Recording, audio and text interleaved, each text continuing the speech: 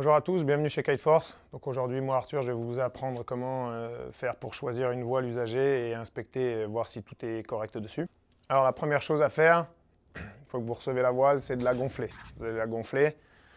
Une fois gonflée, on va inspecter tout ce qui est bord d'attaque. Vous allez prendre le temps de vraiment regarder, bien gonfler, s'il n'y a aucune griffure qui potentiellement ouvrirait cette section-là, qui prend beaucoup de pression une fois que c'est gonflé, et ça va très vite qu'une toute petite ouverture grossisse énormément. Donc c'est des choses à vérifier. Toute cette section-là qu'on appelle le bord d'attaque, ça va être de regarder un peu partout, mais généralement les coupures vont être sur le dessus, ça ne sert presque à rien d'aller regarder en dessous.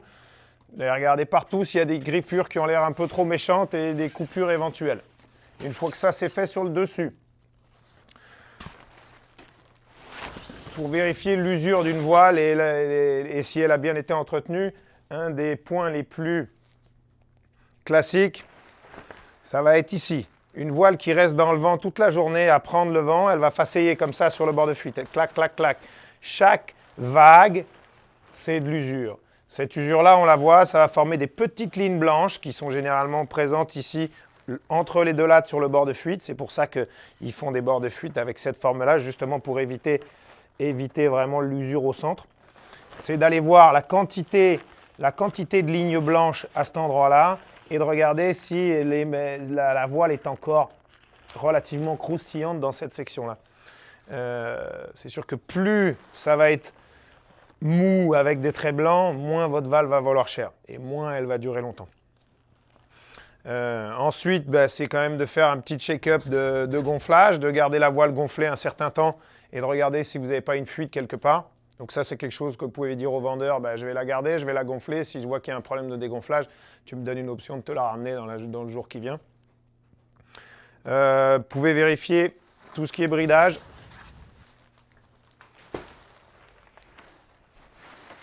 Donc tous les systèmes de bridage comme ça, généralement, il y a des poulies. Bon, c'est pas très grave, ça coûte pas cher, ça se remplace, mais c'est de vérifier que vos poulies sont en bon état.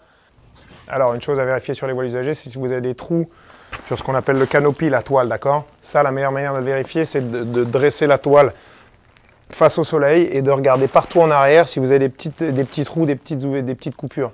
C'est pas grave. S'il y en a, c'est vraiment pas grave. Vous pouvez éventuellement dealer le prix pour, mais c'est pas grave. C'est quelque chose qui se patch, c'est très très simple, ça coûte rien. Donc c'est pas très grave. Mais c'est quelque chose à vérifier avant votre première sortie parce que d'une toute petite coupure sur un crash, ça peut devenir une grosse et briser la voile au complet. Donc c'est des choses à vérifier que vous allez très bien voir en transparence comme ça au soleil. On peut vérifier jusqu'ici en arrière. Vérifier tout. Voilà. Normalement, la voile usagée va venir avec une barre de contrôle. Okay. Sur une barre de contrôle, qu'est-ce qu'il faut vérifier? L'usure des lignes. Okay. Des fois, elles sont simplement un peu blanchies. Ce n'est pas très grave. Ça peut se relubrifier, donc pas hésiter après sur une barre que vous venez d'acheter ou même votre propre barre de prendre de la vaseline ou une graisse blanche et puis de bien lubrifier toutes les lignes. Vérifier l'état ce qu'on appelle les lignes avant au centre, les lignes de D-Power qui passent au travers de la barre, qui subissent beaucoup de frottements, qui peuvent être affectés par le temps. Donc regardez si tout va bien, regardez si le largueur est toujours fonctionnel, fonctionne correctement.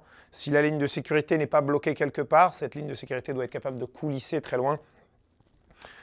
Sur certaines barres, peut-être que des fois les gens ont modifié des choses et ont réglé leurs barres d'une manière différente.